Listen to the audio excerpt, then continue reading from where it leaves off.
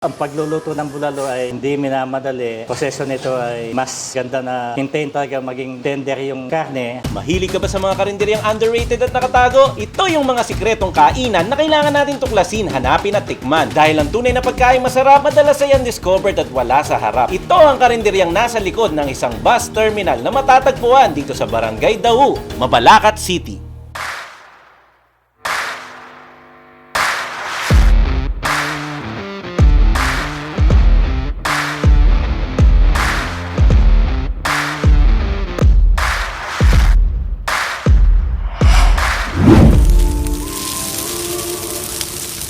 Po si Emmanuel Dizon, may-ari ng Dizon Bulaluhan dito sa Dahu Plaza. Sabi po ay nakadalawampung taon na sa pagtitinda ng ganitong klaseng pagkain at nagpapasalamat ako sa lahat ng mga naging customer namin at tinatangkilik nila yung tinda namin. Unang-una po yung bulalo na sabi nila po, tanang sasabi na masarap yung bulalo. Wala sa idea ko na magtitinda ako ng ganito eh. Nga lang nung time na nag-start ng bulaluhan yung tita ko sa Clark, na kumbisi niya ako na try ko kasi total marunong naman daw ako magluto at saka yung unang-una yung mga anak ko, para everyday nakakasama ko. So, tinry ko, sa awa naman po ng may kapag, naging ayos naman yung takbo. Dito ko napagtapos sa pag-aaral yung mga anak ko, napagawa ko yung bahay ko, makakaya po ng kahit konti. At salamat po sa lahat ng mga tumangkilik sa tinda namin. At sa tangkilik pa uli, sana abuti pa kami ng medyo matagal na panahon pa. Isang family business sa karinderya na 20 years nang nakatago sa likod ng isang bus terminal. Dito mismo matatagpuan ang iba't ibang ulam o lutong bahay na talaga namang nakakapanlaway. Sa dami ng niluluto at siniserve dito araw-araw, ano nga bang may tuturing na pinaka-bestseller at hindi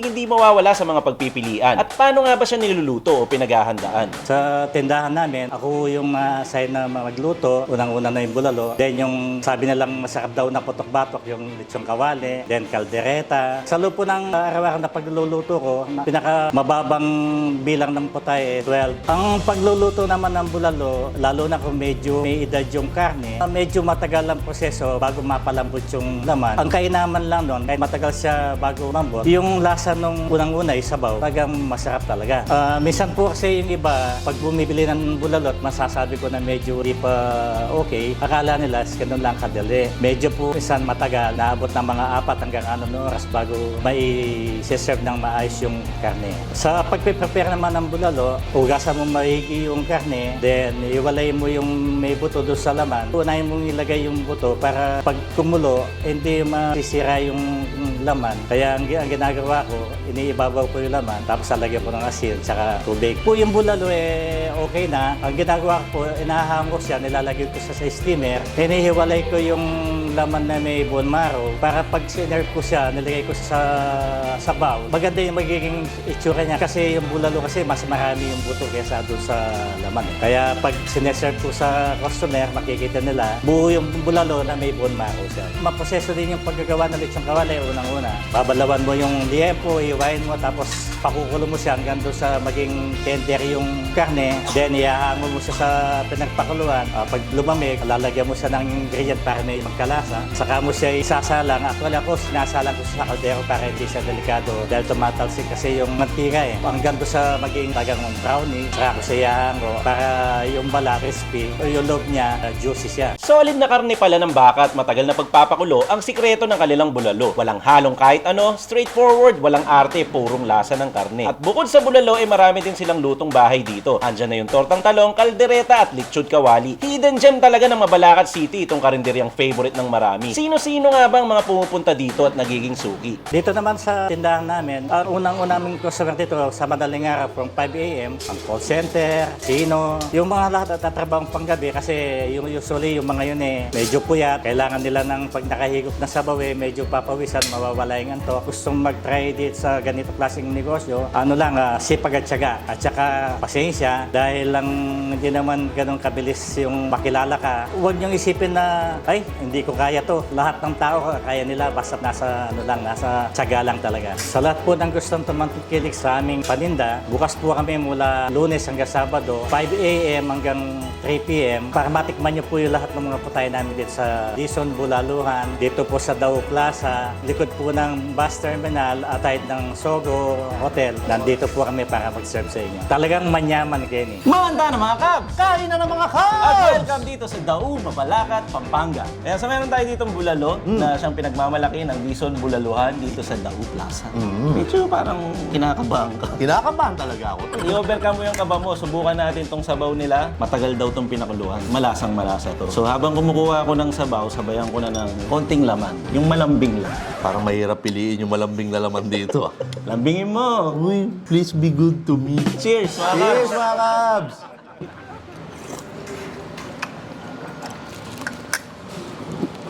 Ito yung 4 hours. Katulad nung kinain natin last time, kahit wala kang ngipin, mangunguya akong mga kabs. Sabi na masarap daw yan, pinapartneran ng kalamansi at patis. Lagyan natin ang kalamansi, patis. Yan. Tapos tigisa tayo nitong dalawang design na yan. Oy! Yan, halo natin sa kanin, sabaw.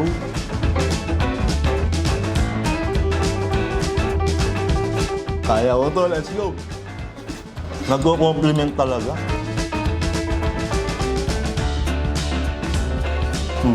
Kakaiba yung bulalo nila. Wala yung corn. Ay, oo nga.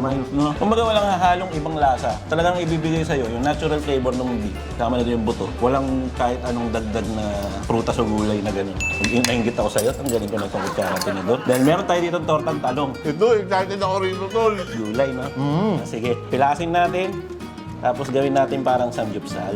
Ba, nag-samgyupsal ka pa ng talong ah. Subukan ko to, la. Sige nga.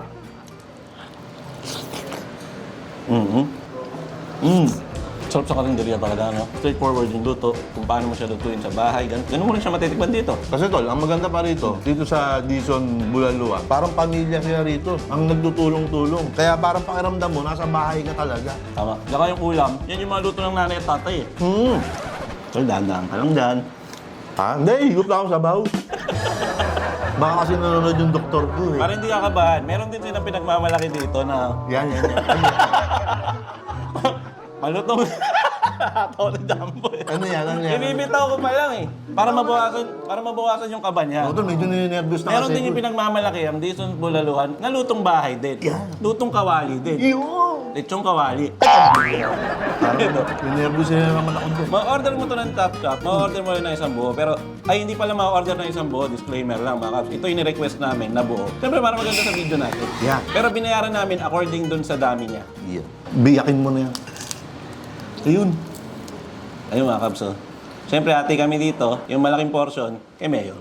Hindi, ito lang akin. Ito. Yan. Bakit yan? Hindi ba yan? Ito ba? Ito, sausaw natin dun sa... Meron silang suka dito na tinimple na maraming sibuyas. Cheers! ASMR.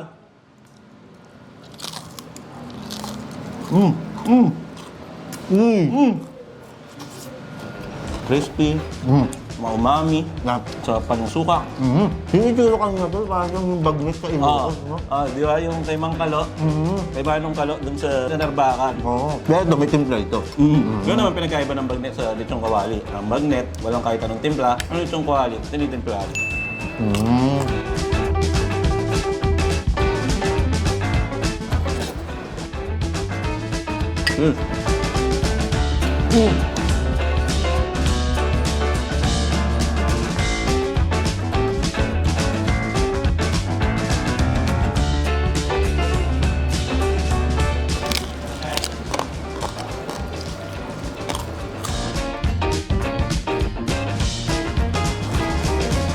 Mga kabs, unli pala to. So hanggang magsawa ka, mapuno yung san mo sa baho, ikaw bahala. Tapos itong bulalo in-order natin, solo kasi to. Meron din naman sila yung pangdalawahan. So dalawang klase yung pwede mong orderin. Utak. Utak? Utak? Anong utak? Siya. Sino? Ikaw, ito utak, ito. Yan. Bakit ako? Meron ka eh. Meron ka rin eh. Jacket boy na lang ako. Malakas ba loob mo? Kinakabahan ka ba? Kaya kabahan talaga ako. Up to 1 lang to ha. Up to 1. Paano kanta nito? Jack and Poy Bang. Jack and Poy Bang! Jack and Poy Bang! Jack and Poy Bang! Wala referee. Ano ba ito? Kukutsarahin ko ito, tol. Oh, dahil mo. Kukutsarahin ko. Ayan. Yeah. Siyempre, cheer ang let's go mo. I love you, Mayora. Sa nanay at tatay ko, I love you. Uy, hindi ka pa mag-i-spit, kainin mo lang. Ito, sinasabi ko lang na mahal ko sila. Para sa inyo lahat ito. Kaya ko to. Let's go. Ang galing. Magbagas ka takin po, ha? Ikaw lang napapanood kung kumakain ng ganun eh. Influence ni Jumbo yun. Sabi niya kainin daw yung utak, pwede namang hindi. Oo nga. Sa mga Cubs natin dyan, sa mga ganitong pagkain, tamang kontrol lang, anumang bagay na sobra, ay nakasasama. Tama. Gaya nga ng sinabi ng isang podcast, ang buhay ay parang buffet. Oo. Yan. Kaya latag lahat sa'yo, ikaw ang pipili Yeah. kung anong ipapasok mo sa sistema mo. Yan, totoo yan. So, ikaw ang may control. Ikaw ang piloto ng sarili mong katawan. Yan. Tama ba? Tama naman yun. Tol, ito pa, ang ganda ng area nila. Terminal ng bus, tapos may mga bilihan dito. Tapos, syempre, yung lugar dito na dinadayo rin yan eh. Yung ulay mula. Malinis at mabuti. So clean, so good. Ayan, katabi niya yun. Oo. Pumunta kayo dito mga Cubs, hindi nyo aalalahanin ng parking, marami dyan sa labas. Baka magtaka kayo pag tinry nyo to, pagpunta nyo, baka hanapin nyo. Medyo nakatago lang siya, nasa loob. Even though na nakatago siya, pinupuntahan pa rin siya ng mga suki. Oo. Ng mga tao. Nagbo-word of the mouth siguro. Aba, nakatago. Ang kadalasan nakatago, kayamanan. Hidden gem. Hidden gem ito. Oo, tama. Pero kahit nakatago, sabi mo nga, dinadayo itong Bison Bulaluhan. Ayan, mga Cubs, yung mga palagi pumupuntang norte, yung mga nagbabas naman, usually, nag-stop over ang bus sa Dow Terminal. Pag naiwan kayo ng bus, katulanan yun eh. Pag naiwan ka ng bus at kumain ka rito, at least natikman mo yung Bulaluhan. Oo, sulit naman. Bili ka na lang ulit ticket doon sa bus. Ma! Ha? Ano? Ang lakas mo naman kumain. Kala mo. Yan, may galing ka pa. Oo, yun. Bigyan mo dahil. Mamaya, kunin ko yan. Hinahinay muna kami, sabi nga namin. Siyempre, nangangaral kami na control lang, tapos mag-exercise ka pa. Ikaw ang piloto sa sarili mong Tama. katawan. Eto na nga, gulay nga kinakain ko eh. Oh, ako din. Oh, teka lang. Favorite ko ito eh. Kaya mga Cubs, subukan nyo. Kung gusto nyo ng mga karinderya feels, alam mo naman kami mga karinderyan. Pero punta kayo dito, Daw Plaza, nasa likod lang ng bus terminal. Bus terminal? Bus terminal? At bago tayo bumalik dun sa bus terminal para umuwi, lagyan natin ng sticker ng Sindalat TV, Manyaman Kenny. Itong karinderya o bulaluhan. Dizon Family. Yeah. Dizon Bulaluhan lutong bahay. Dahil talaga naman, Manyaman Kenny. Oo, at syempre, sobrang sarap pak na pak, true lalo yan. Dito lang yan, sa Dizon Bulaluhan. Nakalimutan ko na ngayon. Ano ba sinabi ko? Basta, ang sarap pak na pak, true lalo yan. Dito lang yan sa Dizon Bulaluhan. Attendance check ba yun? Attendance check Baka yan. ba? Eh, siyempre, para mahirapan sila. Ang sarap pak na pak, true lalo yan. Dito yan sa Dizon Bulaluhan. Ah, attendance check mga Cubs. Yan. Pero wala yung text. Uy, bago na naman yan. So kailangan, hinabaan mo ba talaga yun para i-memorize nila? Ba, siyempre, tsaka mandayaan? para ma-practice yung typing skills nila. Oo. Ang sarap, pak na pak, true lalo yan. Yan. Dito yan sa Dizon, Bulaluhan. Yan. Oo. Yun yung attendance check natin mga Cubs. Para hindi nyo makalimutan, uulitin ni Mayor with proper diction. Ang sarap, pak na pak, true lalo yan. Dito yan sa Dizon Bulaluhan. Yan. Yan. Sana mga Cubs, huwag kayo tamarin na i-memorize yun kasi hindi namin sinulat dito. Oo. Titignan natin kung merong makaka-memorize. Tapos itatype. Kahit mismo ako, hirap ako i-memorize yun, kahit ikaw eh. Nakakalimot Baka nga yung comment ko sa video na ito, mali yung attendance check ko. Okay na ako, tol. Ako, mukhang okay naman ako. Oo, kasi mukhang gusto nang kumain ni Jumbo. Sino? Baka ituro mo si Glenn. Si Glenn. Okay ka na rin. Sabi pala si Glenn, ang Mr. Subtitle ni Mayor TV. Yeah. Nandito na muna mga Cubs. Again, inuulit namin dito to sa likod ng Daw Bus Terminal, Daw Plaza. Ingat po tayong lahat at bago kami magpaalam dahil hindi ito nalagay ni Jumbo sa mga previous episodes natin. Ako po si Cubs Chess At ako po si Mayor TV. at natawa na lang siya. Siya po si Jumbo. At ito po ang Team Galas TV 2023 na lagi magsasabi at magpapaalala sa inyo. Na huwag niyong kakalimutan at lagi niyong tatandaan. Rule number 2, let's do the Jew! Mountain Dew. Cheers! Cheers. Eh, may straw pa. Oo, social. Aya. Manyaman! Kenny. Uy, Bye! Peace out, mga Cubs! peace out. Woo! Nakakabitin pala uminom ng nakastro. Oo nga eh. Natakot ako tol kasi yung doktor doon nanonood sa atin. Shoutout po sa inyo, Doc. Kaso hindi ko na tanong kung ano apelyido niya. Basta lang, So, Sagot ka. Edit out ko ba yun? hindi, sama mo lang. Talaga alam. Dok, kilala mo naman ako. Ako po ito. Yung kumonsulta sa inyo kahapon. Ayan. Kasi sabi niya, ano ba yung kinakain mo? Kaya ako, manood po kayo sa amin, Tingnan Last TV. Yung kumonsulta kahapon, pag pinalabas na, hindi nakahapon yun. Basta alam mo na yung Dok. Matalino ka naman, Dr. K. Ano pinapagalitan sa'yo? Kasi baka may hindi niya ako kilala eh. Dok? Dok, ako nga yun, ako yun. Siya po yun, Dok. Yung mahaba ang buhok. Basta doon sa high position. Ha? Kahit nung nagpapacheck up po siya, nakakap pa rin siya nun. Kayo po, ito po talaga yung itsura ko. Oo. Oh, Kahit ba nagpapa-x-ray ako, tol? Ganito yung itsura ko. Kasi sabi sa comment section, di mo daw tinatagal kap. Ganyan po niya, pati matulog nakakap. Oo, ganito po talaga. Pag naliligo ko, nakakap ka. Shower cap ko rin ito. Ayun. Huwag na nating patagalin to. Hindi ko alam kung merong bonus clip, pero baka meron naman. At patakipin natin ang bago nating kasama sa likod. Ay, sino yan? Para maiba naman. Ay, oo. Ayan, takpan mo mo na, na. Len. Takpan mo na dyan. Takpan mo na. Wow! Yes!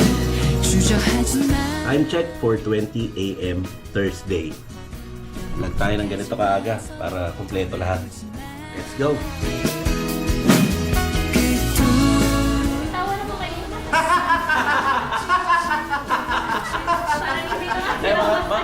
Mga Cavs, mga staff po ng Dizon. Pula naman. Kaway-kaway. Tsaka po sa kanila, sa family. Thank you po. Balik na po kami sa siya lang po, Valenzuela. Balik tayo sa Valenzuela. Tatalo na naman tayo. Balik tayo sa Valenzuela. Hindi naman natutuloy ito eh. Kaya mo na. Kaya mo na. Saan ba kayo susunod? Ay, tol, saan ba tayo susunod? Lilipad ang ating team. Ito siguradong mangyayari na to, tol. Oo, kasama naman tayo nun eh. Oo, pero talungin na rin natin. Sige. Punta kami dun sa pupuntahan namin. Oo, tatalon lang tayo. Tatalon lang tayo. Okay. Anak, malilipad ang ating team. Tatalon ang aming team. Tatalon na aming team. 1, 2, 3. Uy, nagbago yung mga damit natin. Uy, oo nga tol ah. Bago damit natin. Saan na tayo? Lo, ba't iba na yung flag dito? Ano ba yan? Benja Hotel. Royal Benja Hotel. Iba yung letter. Iba Oo yung nga. letter. Oo nga. Yan ang apakan nyo mga kap. Kasi bonus clip lang naman to. Kita-kita tayo sa susunod na episode. Nasaan kaya kami ngayon? Hitin muna. Tara! Let's go! Hey everyone, hope you're having an amazing day. It's Mark Wiens. I'm hanging out today with Team Canlas. 사랑해줄게.